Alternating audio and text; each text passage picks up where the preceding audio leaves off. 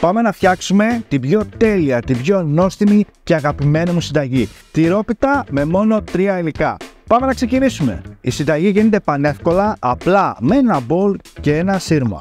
Στραγγιστό γιαούρτι, 100 γραμμάρια νερό, ανακατεύουμε. Ρίχνω σιγά σιγά αλεύρι που φουσκώνει μόνο του μέχρι να έχω μια κολλώδη ζύμη. Αυτή τη σύσταση θέλουμε και θα σπάσω 200 γραμμάρια τυρί φέτα.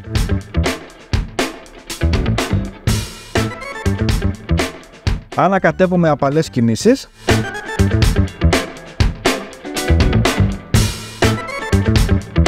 Και ρίχνω σιγά σιγά και το υπόλοιπο αλεύρι μέχρι που να σχηματιστεί ζύμη.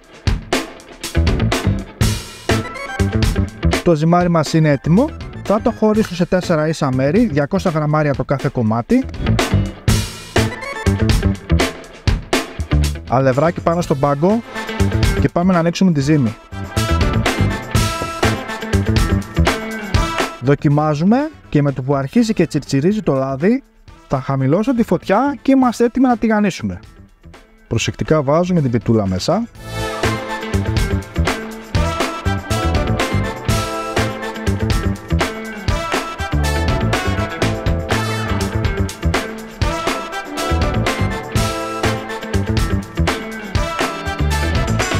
Η πρώτη είναι έτοιμη.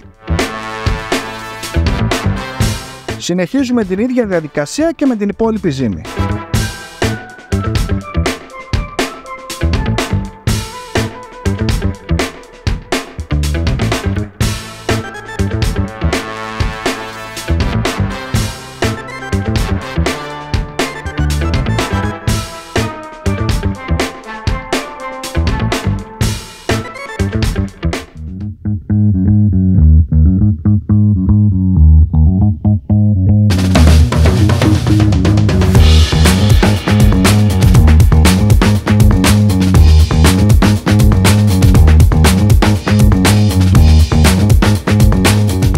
Κοιτάξτε εδώ, πάμε να δοκιμάσουμε.